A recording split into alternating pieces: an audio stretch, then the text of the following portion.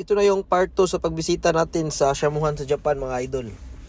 Dito tayo ngayon sa Tochigi Prefecture, sa probinsya ng Tochigi. So nandito tayo sa kaibigan nating Shamu breeder.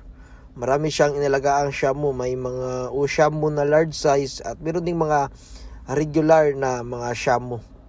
Mga Buchiban Shamu, regular lang yung size. Pinakita niya sa atin, mga idol. Ito na yun, mga idol. Napakaganda ang kanyang mga Shamu.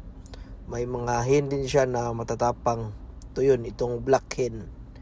Nakuha ko ng mga materyales sa kanya, mga idol, at naipadala natin sa Pilipinas.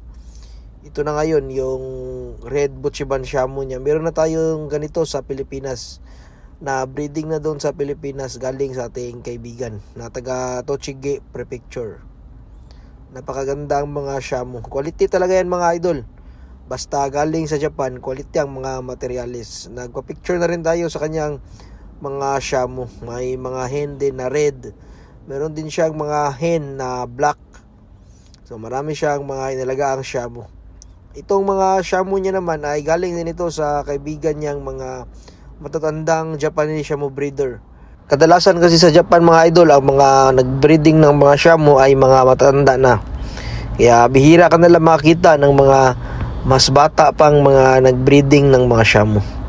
Abangan natin ang part 3, mga idol, sa pagbisita natin sa Shamuhan sa Japan. Bali, part 2 pa lang ito. May part 3 pa. Dahil mahaba ang video, pinuputol-putol na lang natin para mapakita ko sa inyo ang ganda ng mga Shamu sa Japan.